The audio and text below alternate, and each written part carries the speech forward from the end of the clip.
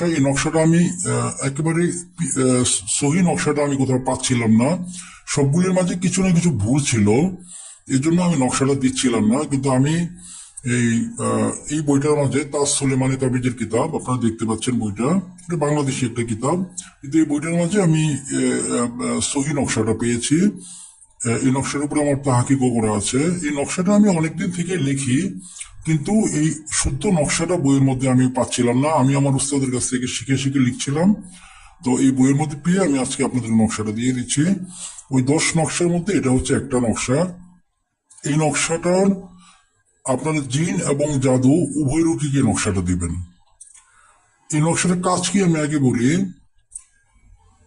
যদি কোনো ব্যক্তি বা কোনো লোককে সেহের করা হয়, সেহের যখন রোগীর উপরে পড়ে তখন একটা চালান আসে রোগীর উপরে, অর্থাৎ যেই চালান জিন যেটাকে আমরা বলি, বা চালান জিন নাও হতে পারে, খাদিম জিনও হতে পারে।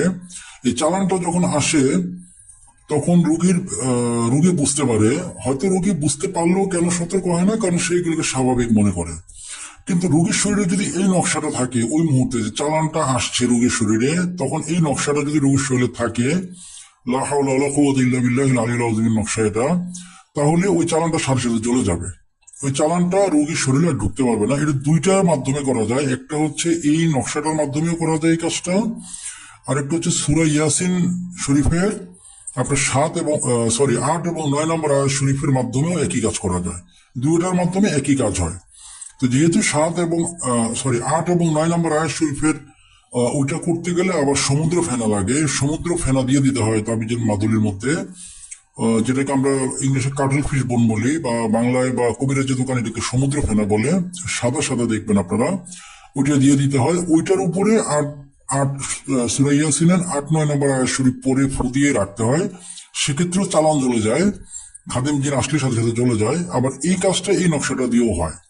তো যেহেতু আমরা সব জায়গার মধ্যে আপনার ওই সমুদ্র ফেনাটা নাও পেতে পারি, এজন্য আপনারা ওই 10 নকশার মাঝে এই নকশাটা দিয়ে দিবেন। জিন যদি আসে তৎক্ষণাৎ জিনটা জ্বলে যাবে, চালান জিন আসলেও তৎক্ষণাৎ জিনটা পুড়ে যাবে। আর এটার একটা বিশেষ কাজ হচ্ছে, এই নকশাটা যদি কারো শরীরে থাকে, শরীর বন্ধ থাকে, অর্থাৎ এটা একদিক থেকে বুদ্ধ নকশার কাজও করে, আবার একদিক থেকে আয়তাল কুরসি নকশার কাজও করে। এটা আপনার মনে রাখবেন, এই লা হাওলা ওয়ালা কুওয়াতা ইল্লা বিল্লাহিল আলিয়্যিল আযীমের নকশাটার দুটা কাজ আছে। একটা হচ্ছে বুদ্ধ নকশা, বুদ্ধ নকশার কাজ হচ্ছে শরীরটাকে লক করে রাখা, অর্থাৎ জিন জাদু ঢুকার যে গেটগুলা, শরীরের মাঝে যে প্রবেশ পথ, সবগুলিকে আটকিয়ে রাখা বুদ্ধ নকশার যে কাজ। এই বুদ্ধ নকশার কাজও এটা করে, যে লা হাওলা ওয়ালা কুওয়াতা ইল্লা বিল্লাহিল আযীম এটা করে। এবং আয়তাল কুরসির যে নকশার কাজ, অর্থাৎ জিন আসা মাত্রই জিনটাকে জ্বালিয়ে ফেলবে, পুড়িয়ে ফেলবে, এই কাজটাও এই লা হাওলা ওয়ালা কুওয়াতা ইল্লা বিল্লাহির যে আদৌ সংখ্যা এগুলো করবে। অর্থাৎ এই দুটা মিলে কিন্তু একটা নকশা। এই নকশাটা যার সাথে থাকবে, তার বুদ্ধের নকশার কাজও হবে, আয়তাল কুরসির নকশার কাজ হবে, দুইটা কাজই ওই লোকটার হবে। তো আমরা ইনশাল্লাহ 10 নকশা হিসেবে আরেকটা নকশা পেয়ে গেলাম। এই নকশাটা তাহাকি করা আছে। আপনার এই নকশাটা আমি স্ক্রিনশট দিয়ে দিব, ফেসবুকে দিয়ে দিব, আপনারা সেখান থেকে হাই রেজলিউশনে ডাউনলোড করে এটা ইয়ে করে শিখে নেবেন। রুগীকে আপনার এই নকশাটা দিবেন। এই নকশাটা লেখার কিছু নিয়ম আছে। শনিবার এবং মঙ্গলবার যদি আপনার নকশাটা লিখেন, তাহলে 100% রেজাল্ট পাবেন। শনিবার এবং মঙ্গলবার, অন্যান্য বারে লিখলেও আপনারা রেজাল্ট পাবেন না সেটা না, কিন্তু শনি মঙ্গলবারে এই নকশাটার মধ্যে মোয়াক্কেলটা জাগ্রত হয় খুব দ্রুত। এই নকশাটা লেখার পরে আপনার লোবানের ধূপ দিবেন এবং চন্দনের ধূপ দিবেন। দুটো আগরবাতি নেবেন, একটা হচ্ছে লোবান, একটা হচ্ছে চন্দন। এই দুটো আগরবাতি দিয়ে, মনে করুন আপনি নকশা লিখে ফেললেন 20টা নকশা, এই 20টা নকশাই একসাথে রেখে আপনি দুটো আগরবাতি ধরাবেন। আগরবাতি ধরিয়ে আপনি ওই 1-2 মিনিট ওই 20টা নকশা একসাথেই আপনি লোবান এবং চন্দন দিয়ে ধূপ দিয়ে দিবেন, এবং আল্লাহ কাছে দোয়া করবেন যে আল্লাহ সবগুলো নকশার মোয়াক্কেলকে জাগ্রত করে দেন। এটা দোয়া করতে থাকবেন, মোটামুটি 1 থেকে 1.5 মিনিটের মধ্যে জাগ্রত হয়ে যাবে। আপনারা যাদের কাশ আছে তারা দেখতে পাবেন, বুঝতে পারবেন যে মোয়াক্কেল জাগ্রত হয়ে গিয়েছে। আর যাদের কাশ নেই, তাদের এটা তো দেখার কোনো সুযোগ নেই, তারা হয়তো তুলারেশের মাধ্যমে ব্যাপারটা দেখতে পারেন, এছাড়া তাদের দেখার কোনো সুযোগ নেই। তো এমনিতে আপনারা 1-2 মিনিট করলেই জাগ্রত হয়ে যাবে, এটা আপনারা ধারণা করে নেবেন। আর আমি আপনাদের সকলকে বলি, সকলকে পরামর্শ দিই, যারা মুদাব্বিরি করবেন, এখন আপনি ধরলাম একটা কোনো কাজে নেমেছেন, আপনি মাছ ধরবেন, আর মাছ ধরবেন, আপনার কাছে কোনো জাল নেই, তো আপনি কিভাবে মাছ ধরবেন? কিংবা বড়শি নেই। আপনাকে যদি একটা কাজে নামতে হয়, তার আনুষঙ্গিক জিনিসগুলো সংগ্রহ করতে হবে। আপনারা যারা এই মুদাব্বির লাইনে কাজ করতে আসতেছেন, আপনারা অবশ্যই কাশটা খুলে নেবেন। এই কাশ না থাকা মানে হচ্ছে যে আপনি এই লাইনে অন্ধ। একটা হাসিল করার জিন্নাত না থাকা মানে হচ্ছে এই লাইনে আপনার কোনো লাঠি নেই, আপনি নিজে নিজে হাঁটছেন, আপনার কোনো পাথেও নেই, আপনার কোনো সম্বল নেই। তো এই লাইনে অর্থাৎ মুদাব্বির যদি কেউ হতে চায় তাকে কয়েকটা জিনিস পাথেয় হিসেবে রাখতে হবে। একটা সৈনিকের যেমন পিস্তল থাকে, ঢাল থাকে, তলোয়ার থাকে, তার বর্ম থাকে, এগুলো হচ্ছে তার সৈনিক উপাধির একটা সিম্বল এগুলা। তা আপনি মুদাব্বির হবেন, আপনার সিম্বলটা কি? আপনাকে অবশ্যই কাশ থাকতে হবে, আপনাকে হাসিল করার জিন্নাত থাকতে হবে, এরকম আরো কিছু জিনিস আপনাকে ঠিক রাখতে হবে, যেগুলোর মাধ্যমে আপনি মুদাব্বির পরিচয়টাকে আপনি পরিচয় বহন করাতে পারবেন। এখন আপনার কাশফ খোলা নেই, আবার আপনার কোনো হাসিল করার জিন্নাতও নেই, তা আপনি অনুমানের উপরে কয়দিন নকশা লিখবেন, অনুমানের উপরে কয়দিন রুগীকে চিকিৎসা করাবেন? এক্ষেত্রে রুগী যে সুস্থ হবে না সেটা না, 10, 20, 30% রুগীকে আপনি সুস্থ করতে পারবেন, কিন্তু এই পার্সেন্টেজটা অবশ্যই সন্তোষজনক পার্সেন্টেজ না। আপনাকে অবশ্যই কাশ খুলে নিতে হবে, রুগীর পরিপূর্ণ ব্যাপারগুলো যেন আপনি নিজেই দেখতে পারেন। হাজিরাগুলো যেন আপনি রুগীর হাজিরা দেখা না লাগে, আপনি রুগী আসা মাত্রই যেন আপনি হাজিরা হয়ে যায়, অটোমেটিকলি আপনার কাশফের মাধ্যমে হাজিরা হয়ে যায়। অনুরূপভাবে আপনার হাসিল করা জিন্নাত থাকতে হবে, যেই জিন্নাতের মাধ্যমে রুগীর যে ডিস্টার্ব করতে যে জিনগুলো ওদেরকে আপনি হত্যা করাবেন বা বন্দি করাবেন। অর্থাৎ কিছু জিনিস আপনাকে সংগ্রহ করতে হবে, যে সংগ্রহটার মাধ্যমে আপনি নিজেকে মুদাব্বির পরিচয় দিতে পারবেন। তো আপনারা আমি যেগুলো বলছি আমার কথাগুলো তাহাকিক করবেন এবং আপনারা এগুলো আমলে নেবেন, আপনাদের জন্যই লাভ, এখানে আমার কোনো লাভের বিষয় নেই।